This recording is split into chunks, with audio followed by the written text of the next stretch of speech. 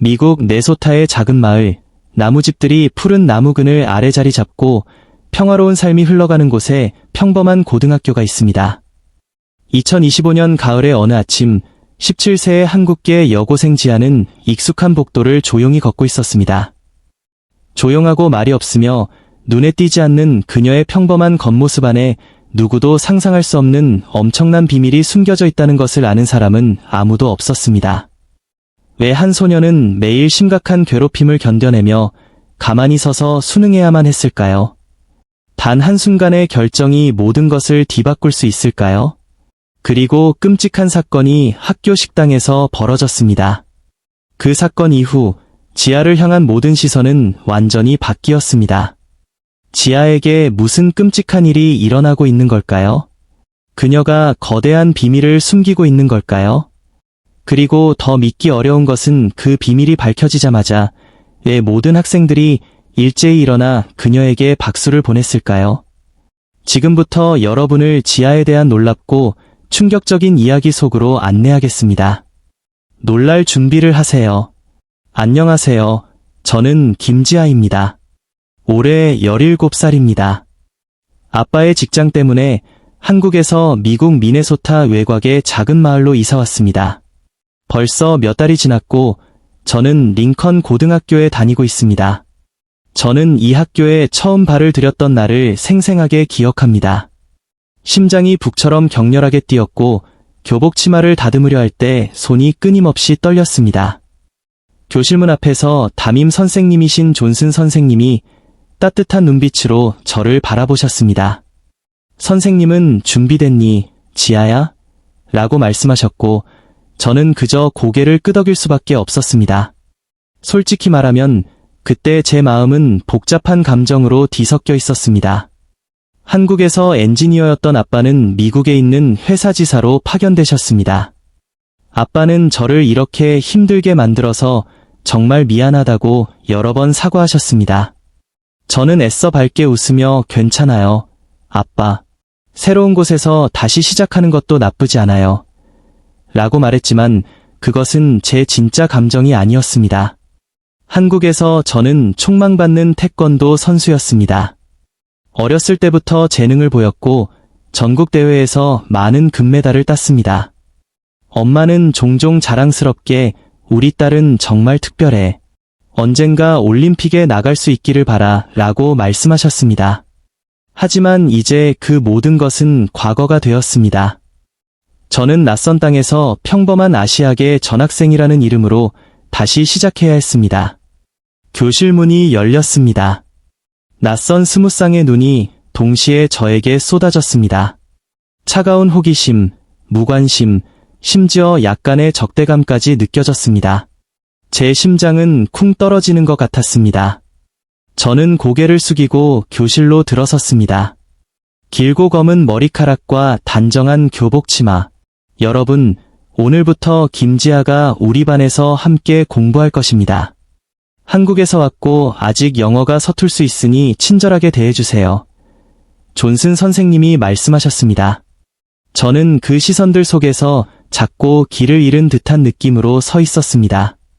링컨에서의 삶은 제가 생각했던 것만큼 쉽지 않았습니다. 언어, 문화, 모든 것이 달랐습니다. 저는 그저 평범한 삶을 살고 싶었고 조용히 공부하고 싶었습니다. 하지만 저는 어렸을 때부터 수련해왔고 제 삶을 형성했다고 생각했던 태권도가 모든 것을 완전히 바꿀 줄은 몰랐습니다.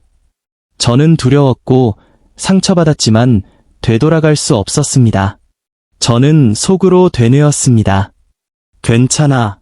넌 해낼 거야. 존슨 선생님의 친근한 소개가 끝나자마자 방은 갑자기 숨막힐 듯한 짙고 무거운 침묵에 잠겼습니다. 교실 문은 마치 덫처럼 저를 가두었습니다. 수십 쌍의 눈동자가 제가 동물원의 희귀한 동물이라도 되는 양 저를 뚫어지게 훑어보고 지적질하는 것 같았습니다. 그 시선은 살갗을 꿰뚫고 들어와 보이지 않는 칼날처럼 제 심장을 베는 듯했습니다. 저는 그 모든 시선, 특히 창가에 앉은 금발 소녀의 시선을 느낄 수 있었습니다. 그녀는 한숨을 쉬며 고개를 저었는데 작은 행동이었지만 독 묻은 화살처럼 제게 박혔습니다. 저는 고개를 숙이고 손끝의 떨림을 감추려 책장을 이리저리 넘겼습니다. 뒤에서는 몇몇 작은 속삭임과 키득거리는 웃음소리가 들렸습니다. 걔네들을 중국인이라고 부르면 안 돼? 발음하기 너무 어려워 데이비드의 높고 갈색 머리의 목소리가 또렷하게 들려왔습니다. 몇몇의 동조하는 웃음소리가 새어나왔습니다. 제 속은 터져버릴 것 같았습니다. 체육시간 벨이 울려 저를 수치심의 늪에서 끌어냈습니다. 여자 탈의실은 웃음소리로 가득했지만 제가 들어서자마자 모든 소리가 가라앉고 조용해졌습니다. 저는 전학생이었고 아시아인이었습니다. 저는 한적한 구석을 찾아 헐렁하고 몸에 맞지 않는 체육복으로 조용히 갈아입었습니다. 다른 여자아이들의 시선이 저를 훑고 지나갔는데 마치 제가 제 몸을 훔치는 듯한 느낌이었습니다. 야, 너 보디빌더 같아 보이네. 근육이 장난 아닌데. 모든 아시아인들이 다 그래? 왜 자꾸 바닥만 쳐다봐? 처음의 속삭임은 이제 직접적인 질문으로 변했고 조롱하는 어조는 없었지만 어떤 비웃음보다 날카로웠습니다. 저는 그 탐색하는 시선에서 벗어나고 싶어 서둘러 나갔습니다. 체육관으로 가는 복도에서 저는 멈춰 섰습니다. 천장에 불빛이 눈부셨습니다. 저는 깊이 숨을 들이쉬며 마지막 남은 평정심을 유지하려 노력했습니다. 괜찮아. 버텨야 해. 저는 스스로에게 속삭였습니다. 체육관 문을 열었을 때 대부분의 학생들은 이미 원형으로 앉아 있었습니다. 새로운 친구가 왔어요. 다 같이 스트레칭해요. 체육 선생님의 말에 따라 저는 일어섰습니다. 모든 시선이 다시 저에게 쏠리는 것이 이상하게 느껴졌습니다. 스트레칭을 할 때, 특히 다리를 머리 위로 높이 올릴 때 저의 놀라운 유연성은 많은 사람들을 놀라게 했습니다. 아, 너 정말 닌자 같아. 어떻게 그렇게 할 수 있어? 저는 한 줄기 희망, 아주 작은 한 줄기 빛을 보았습니다. 하지만 그 빛은 너무나 빨리 사라졌습니다. 오, 너 서커스단에서 왔니? 처음의 칭찬은 빠르게 조롱으로 변했습니다. 제 심장은 다시 내려앉았습니다. 오늘은 농구 수업이었습니다. 선생님은 팀을 나누었습니다. 데이비드 팀, 제시카 팀. 저는 마지막까지 남겨져 결국 가장 마지막에 선택되었습니다. 심장이 산산조각 나는 것 같았습니다. 결국 저는 제시카 팀에 배정되었지만 아무도 저에게 공을 패스하지 않았습니다. 저는 코트 구석에 서서 오지 않을 기회를 기다렸습니다. 심지어 데이비드와 마이클이라는 학생은 일부러 저에게 공을 던지며 너도 할 수 있잖아 라고 놀렸습니다. 공은 제 머리를 맞췄습니다. 웃음소리가 터져 나왔습니다. 제 혈관 속으로 차가운 전류가 흘렀습니다. 그때 저는 이것이 단순한 장난이 아니라 거절이자 가혹한 선고임을 알았습니다. 제시카의 손이 공을 패스하며 저를 스쳐 지나갔을 때 그녀의 눈빛에는 순간적으로 멀고 슬픈 기색이 스쳤지만 곧 차갑도록 평온한 표정으로 되돌아왔습니다. 아무도 보지 못했지만 저는 느낄 수 있었습니다. 그 눈 깊은 곳에는 굴복하지 않는 강인한 의지가 숨어 있다는 것을. 체육 수업이 끝나고 점심시간이 되었습니다. 저는 조용히 구석에 앉아 엄마가 정성껏 싸주신 김밥과 불고기가 담긴 도시락을 열었습니다. 익숙하고 따뜻한 점심이었지만 이제는 낯설게도 고독했습니다. 젓가락이 음식에 닿자마자 데이비드와 마이클의 그림자가 제 식탁에 드리워졌습니다. 또 이상한 냄새나네. 데이비드가 코를 찡그리며 경멸하는 투로 말했습니다. 현지 음식은 맨날 이런 냄새나냐? 저는 침묵하며 밥 한 조각을 집으려 했습니다. 갑자기 마이클이 제 도시락을 낚아채서 제 앞에서 흔들었습니다. 이게 뭐야? 물고기야? 아니면 너네가 먹는 그런 벌레 같은 거야? 식당 전체에 비웃음 소리가 울려 퍼졌습니다. 저는 조용히 손을 내밀었지만 데이비드는 도시락을 높이 들었습니다. 한국에서는 밥 먹기 전에 절하니? 좋아, 절하면 돌려줄게. 데이비드는 비웃으며 만족스러운 듯 저를 내려다보았습니다. 식당 안에 수백 개의 눈동자가 우리에게 쏠렸습니다. 몇몇 아이들은 불편한 듯 얼굴을 찌푸렸지만 아무도 움직이지 않았습니다. 제 얼굴은 창백했지만 이상하게도 저는 소름 끼칠 정도로 평온한 표정을 유지했습니다. 저는 조용히 젓가락을 내려놓고 일어섰습니다. 돌려줘. 저는 감정 없는 듯 차분한 목소리로 말했지만 제 눈은 칼날처럼 날카로웠습니다. 데이비드는 비웃더니 도시락을 바닥에 3개 내던졌습니다. 김밥과 불고기는 타일 바닥에 흩어졌습니다. 아이고, 미안해. 손이 미끄러졌네. 데이비드는 어깨를 으쓱했고 마이클은 일부러 제 음식을 밟았습니다. 저는 무릎을 꿇고 흩어진 김밥 조각과 불고기 가닥을 조심스럽게 주웠습니다. 제 손은 떨렸지만 얼굴은 아무런 표정 없이 평온했습니다. 몇몇 아이들이 도와주려 다가왔지만 저는 고개를 저었습니다. 괜찮아. 내가 할 수 있어. 그 목소리는 작았지만 깊은 상처와 굴복하지 않는 의지를 담고 있었습니다. 방과 후 저는 사물함으로 갔습니다. 열자마자 차가운 물줄기가 쏟아져 내렸습니다. 제 교복은 흠뻑 젖어 있었습니다. 누군가가 물통의 물을 전부 사물함에 부어놓은 것이었습니다. 저는 젖은 교복을 바라보며 한숨을 쉬었습니다. 뒤에서 키득거리는 웃음소리가 들려왔습니다. 저는 뒤돌아보지 않았습니다. 지아야, 무슨 일이야? 존슨 선생님의 목소리가 들려왔습니다.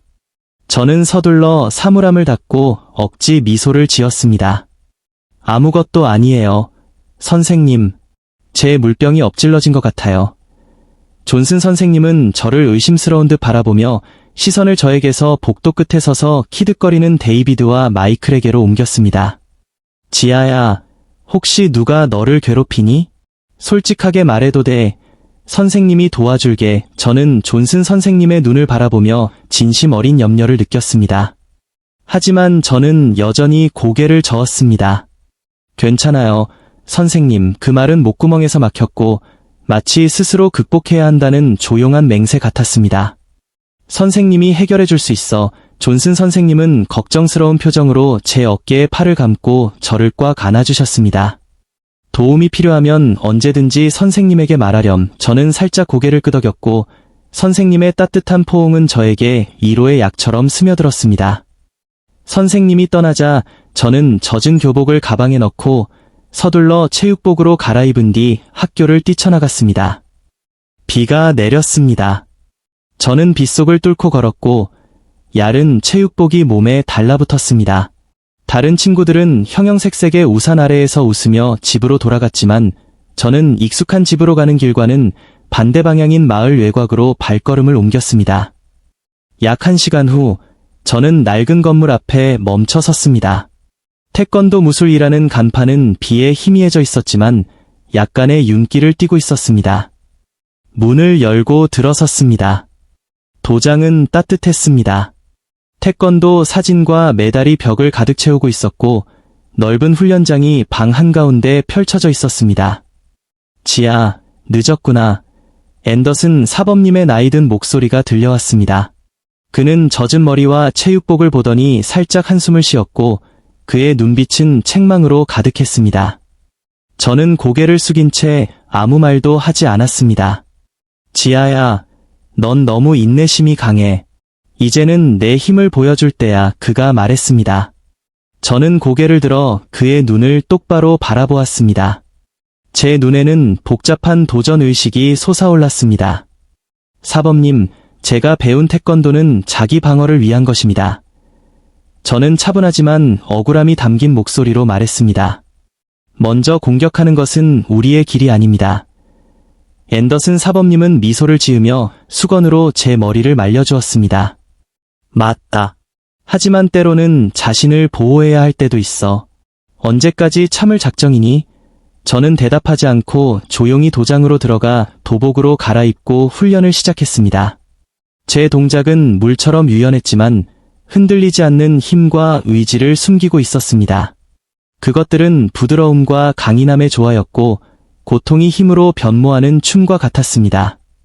도장 한쪽에서 여학생 소피아가 조용히 저를 지켜보고 있었습니다. 그녀의 눈빛은 호기심과 궁금증으로 가득했습니다. 소피아는 앤더슨 사범님에게 다가가 물었습니다. 사범님, 저 아이 정말 대단해요. 어디서 배웠어요? 앤더슨 사범님은 저를 보며 살짝 미소를 지었습니다. 저 아이는 아주 특별해. 겉으로는 약해 보이지만 속으로는 누구보다 강하지. 때가 되면 알게 될 거야. 며칠 후 특별한 손님이 도장에 찾아왔습니다. 한국에서 오신 저의 코치님이었습니다.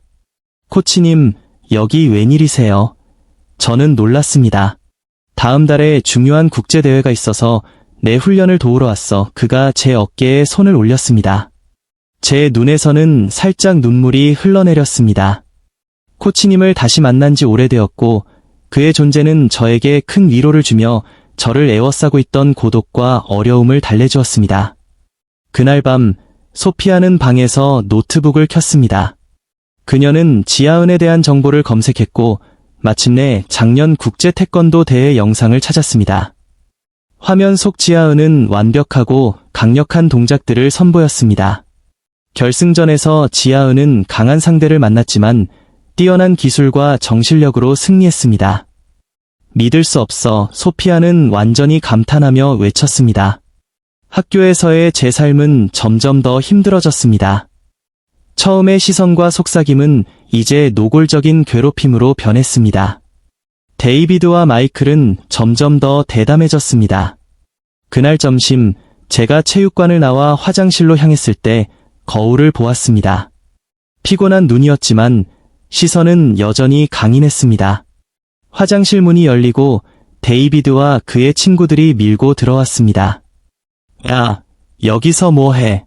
우리나라에서는 남자들이 여자 화장실에 들어갈 수도 있어. 데이비드의 목소리는 조롱으로 가득했고 그는 비웃으며 입꼬리를 올렸습니다. 제 심장은 조여들었습니다. 우리는 조용한 강인함과 괴롭힘의 폭풍 속에서 자신을 지키기 위한 내면의 싸움이라는 주제를 계속해서 깊이 파고들 것입니다. 이 이야기는 지아가 굴욕에 직면하고 고통을 동기로 바꾸고 그녀의 비밀이 서서히 드러날 때 주변 사람들의 반응을 강조할 것입니다. 데이비드의 비웃음이 화장실에 울려 퍼졌습니다. 저는 조용히 손으로 얼굴을 닦고 그들을 지나쳐 가려고 했지만 데이비드가 제 팔을 꽉 잡았습니다. 어디 그렇게 서둘러? 내가 너한테 말하고 있잖아. 저는 팔을 뿌리치려 했지만 데이비드의 힘이 너무 컸습니다. 그는 저를 벽으로 밀쳤고 마이클과 다른 친구들은 빠르게 저를 에워쌌습니다. 넌 정말 이상해. 항상 조용하고 웃지도 않아. 데이비드는 제 체육복을 잡아당기더니 손가락으로 제 얼굴을 살짝 건드렸습니다. 이게 한국 스타일이야. 항상 이렇게 영혼 없는 표정이야. 데이비드의 손가락이 제 뺨을 깊숙이 눌렀습니다. 친구들의 웃음소리가 주변에 울려 퍼졌습니다. 제 눈에는 순간적으로 분노가 번뜩였지만 빠르게 사라졌습니다. 저는 여전히 침묵했습니다. 야, 크게 말해봐. 영어 못해. 콕콕. 데이비드의 손가락이 다시 강하게 눌렸고 제 뺨은 빨개졌습니다. 눈물이 고였지만 저는 한 방울도 떨어뜨리지 않으려 애썼습니다. 바로 그때 화장실 문이 활짝 열렸습니다. 소피아가 들어섰고 눈앞의 광경에 놀란 표정을 지었습니다. 너희들 뭐 하는 거야? 당장 그만둬. 소피아가 소리쳤습니다. 데이비드와 친구들은 비웃으며 뒤로 물러섰습니다. 진정해. 우린 그냥 얘기하는 것뿐이야. 데이비드는 어깨를 으쓱하고 친구들과 함께 가버렸습니다. 소피아는 서둘러 저에게 다가왔습니다. 괜찮아? 다친 데는 없어? 저는 고개를 저었고 뺨은 여전히 붉게 물들어 있었습니다. 저는 억지로 미소를 지으려 했으며 떨리는 입술을 손으로 가렸습니다. 고마워. 난 괜찮아. 소피아의 손이 제 손을 잡았고 그녀의 눈빛은 걱정과 의심으로 가득했습니다. 왜 가만히 있었어? 충분히 막을 수 있었잖아. 저는 놀라서 소피아를 바라보았습니다. 그녀는 살짝 웃었습니다. 나 알아. 인터넷에서 봤어. 너 지아 은이지? 한국 태권도 국가대표. 유망주 제 눈이 휘둥그레졌습니다. 저는 잠시 침묵하다가 조용히 입을 열었습니다. 그건 과거일 뿐이야. 지금은 그냥 평범한 학생으로 지내고 싶어. 그날 밤 저는 집에 돌아와 운동복으로 갈아입었습니다. 하루 종일 학교에서 괴롭힘을 당했음에도 불구하고 제 눈은 여전히 단호했습니다. 거실 한쪽에는 제가 한국에서 가져온 장비들, 즉 발차기 패드와 벽에 걸린 작은 샌드백이 있는 훈련을 위한 전용 공간이 있었습니다. 저는 깊이 숨을 들이쉬고 천천히 내쉬었습니다. 그리고 기본적인 스트레칭 동작을 시작했습니다. 몸이 완전히 이완된 후 저는 자세를 낮추고 기본적인 발차기들을 반복하기 시작했습니다. 처음에는 천천히, 그리고 점차 속도를 높여가며 각 발차기를 패드에 정확하게 맞췄습니다. 하나, 둘, 셋. 저는 각 발차기에 힘을 더하며 세었습니다. 땀이 이마에 흐르기 시작했지만 제 동작은 전혀 흔들리지 않았습니다. 각 발차기는 마치 오늘 데이비드에게서 받은 굴욕을 극복하는 듯했습니다. 30분 후 저는 샌드백 앞으로 이동했습니다. 이번에는 연속 발차기와 펀치를 결합한 기술을 연습했습니다. 제 동작은 물처럼 자연스럽고 강력했습니다. 국가대표 선수의 기술은 여전히 그대로였습니다. 다음 달 대회 포기할 수 없어 저는 속으로 다짐했습니다. 학교에서의 괴롭힘, 외로움, 이 모든 것이 저의 훈련에 힘을 더해주었습니다. 1시간의 강도 높은 훈련 후 저는 바닥에 길게 누워 헐떡거리며 천장을 바라보았습니다. 몸은 땀으로 흠뻑 젖어 있었지만 마음은 훨씬 가벼워졌습니다. 육체적 한계를 뛰어넘는 이 순간이 바로 제가 진정으로 살아있음을 느끼는 순간이었습니다. 다음 날 아침 링컨 고등학교는 여느 때처럼 분주했습니다. 하지만 저를 스쳐 지나가는 몇몇 학생들은 멈춰서서 저에게 시선을 고정했습니다. 저것 좀 봐. 한국에서 온 진짜 태권도 선수래. 소피아가 친구들에게 이야기한 내용이 학교 전체에 퍼져나간 것이었습니다. 저는 그 말을 들으며 의구심에 사로잡혔습니다. 누군가 제 진짜 정체를 알고 있다는 사실에 제가 교실에 들어서자 많은 시선이 저에게 쏟아졌습니다. 이전의 탐색적이고 경멸적인 시선과는 달리 이제 그 시선들은 호기심과 존경, 심지어 약간의 경외심을 담고 있었습니다. 저는 고개를 숙이고 자리에 앉았습니다. 바로 그때 소피아가 다가왔습니다. 미안해, 지아야. 친구들에게 이야기했는데 아마 소문이 퍼진 것 같아 저는 놀라서 소피아를 바라보았습니다. 수업이 시작되었고 저는 평소처럼 집중했습니다. 하지만 갑자기 소음이 정적을 깨뜨렸습니다. 아래층 학생들의 발소리가 점점 가까워지고 있었습니다. 웅성거림이 퍼지기 시작했습니다. 국가대표 태권도 선수 맞아요? 몇 가지 동작 보여줄 수 있어요. 질문들이 폭포수처럼 쏟아져 나왔습니다. 저는 부끄러웠고 수치심이 온몸을 휘감았지만 최대한 평정을 유지하려 애썼습니다. 저는 제가 한국에 있었고 유망한 선수로 여겨졌으며 국제대회에서 금메달을 땄다고 짧게 설명했습니다. 저의 간결한 설명은 학생들을 놀라움과 존경심으로 저를 바라보게 했습니다. 하지만 모두가 그런 것은 아니었습니다. 교실 뒤편에서 데이비드와 마이클은 아래층을 내려다보고 있었는데 마이클의 표정은 심각했고 데이비드의 눈빛은 분노와 불안이 뒤섞여 있었습니다. 오, 이게 바로 그가 항상 괴롭히던 애구나. 저는 데이비드가 유명한 태권도 선수라는 것을 알고 있었습니다. 이 사실은 제 자존심에 깊은 상처를 주었습니다. 점심시간, 지아와 소피아는 친구들과 함께 식당에 앉아 있었습니다.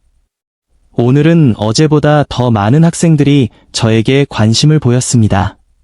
몇몇은 심지어 제 테이블로 와서 인사를 건네기도 했습니다. 저는 그저 그들을 바라보며 멀리서 오는 호기심 어린 시선들을 느꼈습니다. 그때 식당 입구에서 데이비드와 마이클을 보았습니다. 그들은 곧장 제 테이블로 다가왔습니다. 데이비드는 지아 앞에 서서 반쯤 비웃는 듯한 표정을 지었습니다. 그럼 그 소문이 사실이야? 넌 어떤 종류의 닌자야? 지아는 고개를 들어 데이비드를 똑바로 바라보았습니다. 그녀의 눈에는 두려움이 전혀 없었습니다. 저는 태권도 선수이지 닌자가 아닙니다. 데이비드는 무언가를 말하려다 마이클이 테이블로 다가오는 것을 보고 멈칫했습니다. 데이비드는 저를 직접 괴롭히는 대신 한국에 대한 나쁜 소문을 퍼뜨리기 시작했습니다. 제가 듣기로는 그 녀석이 매달 약을 먹고 문제를 일으켰다고 해요. 사실 그 녀석은 한국에서 쫓겨나서 여기로 온 거예요. 이 소문들은 학교 전체에 퍼져나가기 시작했습니다. 제 마음속에서는 분노가 부풀어 오르기 시작했고 점점 더 커져갔습니다. 저는 여전히 침묵했지만 내면의 감정은 불타올랐습니다. 방과 후 존슨 선생님이 저를 교무실로 부르셨습니다. 제 심장은 무거웠습니다. 존슨 선생님은 책상 위에 책과 태블릿을 놓았습니다. 화면에는 제가 국제대회에서 금메달을 따는 장면이 있었습니다. 소피아가 어제 저를 찾아와서 그녀의 이야기를 들려주었어요. 그래서 제가 직접 찾아보았습니다. 존슨 선생님은 태블릿을 내려놓고 저를 바라보았습니다. 왜 저에게 말해주지 않았니? 이것은 정말 대단한 일이야. 저는 잠시 침묵하다가 작은 목소리로 대답했습니다. 여기서는 그냥 평범하고 싶었어요. 존슨 선생님은 이해했다는 듯 고개를 끄덕였습니다. 알겠다. 하지만 지아야, 나는 내가 걱정돼. 데이비드와 다른 아이들이 너를 괴롭히고 있잖아. 저는 고개를 들어 선생님을 똑바로 바라보았습니다. 제 눈에는 확고한 의지가 있었습니다. 괜찮아요, 선생님. 제가 무엇을 해야 할지 알아요. 일주일이 흘렀습니다. 제 정체는 더 이상 학교의 비밀이 아니었습니다. 모두가 제가 태권도 국가대표라는 것을 알게 되었습니다. 많은 학생들이 새로운 시선으로 저를 보기 시작했고 심지어 저에게 인사도 했습니다. 몇몇은 태권도를 배우기 위해 도장 위치를 묻기도 했습니다. 하지만 데이비드와 마이클은 점점 더 적대적이 되었습니다. 오늘은 목요일입니다. 점심시간, 저는 직접 만든 특별한 불고기와 김치가 담긴 도시락을 열었습니다. 친구들과 즐겁게 점심을 먹고 있는데 데이비드와 마이클이 테이블로 다가왔습니다. 데이비드의 표정은 심각했습니다. 야, 한국 닌자. 오늘 또 이상한 냄새 나는 거 먹고 있네. 낯선 세상에서 탐색하는 시선들이 항상 도사리고 있는 곳에서 지아는 평화를 찾기만을 바랐습니다. 그녀는 묻어두고 싶은 과거와 나눌 수 없는 고통을 안고 있었습니다. 하지만 그녀의 연약한 평화는 데이비드에게 산산조각 났습니다. 데이비드는 그녀의 마음속 가장 깊은 상처를 건드렸습니다. 처음에 데이비드가 지아의 출신과 태권도 실력을 비웃는 말들은 그저 그녀가 주먹을 살짝 쥐고 침착함을 유지하려 애쓰게 만들 뿐이었습니다. 지아는 남을 깔보는 자에게 아무것도 증명할 필요가 없다는 것을 알고 있었습니다. 그녀는 그저 모든 것이 지나가기를 바랐습니다. 하지만 데이비드는 선을 넘었습니다. 그는 지아를 겨냥했을 뿐만 아니라 그녀의 마음 가장 깊은 곳에 간직하고 있던 이미 세상을 떠난 부모님에게까지 독서를 퍼부었습니다. 즉시 지아의 침착한 가면은 산산조각 났습니다. 그녀의 눈은 어두워졌고 깊은 곳에서 분노의 불길이 타올랐습니다. 지아는 애써 감정을 억누르며 작지만 강력한 목소리로 그만해 라고 나지막이 말했습니다. 하지만 데이비드는 멈추지 않았습니다. 그는 오히려 그녀의 고향 전통 음식을 조롱하며 도시락을 바닥에 내던져 김치와 불고기를 흩뿌렸습니다. 그것은 인내심의 한계점이었습니다. 지아의 인내심은 이미 바닥에 닿아 있었습니다. 식당의 정적을 찢는 비명이 터져나왔습니다. 그만하라고. 모든 시선이 지아에게로 향했습니다. 그녀의 눈에는 분노가 들끓었습니다. 지아는 똑바로 서서 데이비드를 쏘아보았습니다. 여기서 멈춰. 데이비드는 자만한 미소를 지으며 지아의 뺨을 만지려 손을 들었습니다. 하지만 그는 결코 닿을 수 없었습니다. 아무도 제대로 볼 수 없을 만큼 눈 깜짝할 사이에 지아는 데이비드의 손목을 붙잡았습니다. 오랫동안 숨겨왔던 힘이 폭발했습니다. 더 이상 나를 괴롭히지 마. 지아의 목소리는 차가웠습니다. 데이비드는 화를 내며 발버둥 쳤지만 지아는 그의 다음 공격을 쉽게 피했을 뿐만 아니라 그를 제압했고 심지어 그를 도우러 달려든 마이클까지 제압했습니다. 모든 것은 몇 초 만에 조용하고 효율적으로 이루어졌습니다. 존슨 선생님과 다른 선생님들이 달려왔을 때 그들은 데이비드와 마이클이 바닥에 쓰러져 있고 지아는 흐트러진 머리에도 불구하고 단호한 눈빛으로 서 있는 것을 보았습니다. 그녀는 싸우고 싶지 않았고 그저 평화롭게 지내고 싶었습니다. 하지만 때로는 가장 신성한 것을 지키기 위해 일어서야만 합니다. 지아는 달아빠진 신발을 내려다보며 주먹을 꽉 쥐었습니다. 교장실에 서 있는 것이 처음은 아니었고 그때마다 가슴 속에 무거운 감정이 그녀를 짓눌렀습니다. 하지만 오늘은 달랐습니다. 오늘은 괴롭힘을 일삼던 데이비드와 마이클도 이곳에 있었습니다. 데이비드와 마이클이 오랫동안 지아를 괴롭혔고 오늘은 그 사건의 정점이라는 적나라한 사실이 드러났습니다. 지아야, 왜 선생님에게 더 일찍 말하지 않았니? 존슨 교장 선생님의 목소리는 낮았지만 실망감이 역력했습니다. 지아는 고개를 들어 올리며 작은 목소리로 제가 직접 해결하고 싶었어요 라고 말했습니다. 그녀는 태권도를 믿었고 먼저 공격하지 않고 자신을 방어하는 원칙을 믿었습니다. 그녀는 더 이상 참을 수 없을 때까지 참았습니다. 그녀의 침묵은 나약함이 아니라 극한의 인내심이었습니다. 교장 선생님은 지아를 오랫동안 바라보다가 데이비드와 마이클에게로 시선을 옮겼습니다. 데이비드, 마이클, 너희 둘은 일주일간 정학이야. 존슨 선생님은 깊이 숨을 들이쉬었습니다. 그리고 지아야, 선생님이 너에게 사과해야겠구나. 내가 보여준 것, 내가 지켜온 힘은 정말 놀랍다. 데이비드와 마이클은 분노와 수치심에 쌓여 떠났습니다. 지아는 그 뒤를 따랐고 발걸음은 그 어느 때보다 가벼웠습니다. 오랫동안 짊어져 왔던 짐이 한순간에 사라지는 듯했습니다. 지아가 교실로 돌아오자 모든 시선이 그녀에게 쏠렸습니다. 침묵이 감돌았고 그러다가 갑자기 천둥 같은 박수 소리가 터져나왔습니다. 교실 전체가 환호했고 마치 무거운 바위가 들어 올려진 듯 얼굴들은 환하게 빛났습니다. 학교의 폭군이었던 데이비드는 마침내 벌을 받았습니다. 지아는 쑥스러워했지만 그녀 옆에 앉아있던 소녀 제니는 친근하게 미소 지었습니다. 나는 제니야. 제대로 인사할 시간도 없었네. 이제부터 우리 친구하자. 지아는 고개를 끄덕였고 그녀의 심장에는 낯선 감정, 즉 그녀가 결코 얻을 수 없을 것이라고 생각했던 수용과 따뜻함이 스며들었습니다. 지아의 학교 생활은 한순간에 바뀌었습니다. 그날 오후, 지아는 불안한 마음으로 도장에 갔습니다. 무슨 일이 있었는지 코치님께 어떻게 설명해야 할지 몰랐습니다. 하지만 그녀가 들어서자 앤더슨 코치님은 환한 미소로 그녀를 맞이했습니다. 지아야, 오늘 일에 대해 들었다. 코치님이 그녀의 어깨를 가볍게 두드리며 말했다. 너는 먼저 공격하지 않고 자신을 방어하는 진정한 태권도 정신을 보여주었어. 정말 자랑스럽다. 지아의 눈에서 눈물이 흘러내렸다. 코치님의 말은 그녀가 품고 있던 모든 걱정과 두려움을 없애주는 위로의 약과 같았다. 마음속의 짐이 완전히 사라졌다. 좋아, 이제 훈련하자. 코치님이 활기차게 말했다.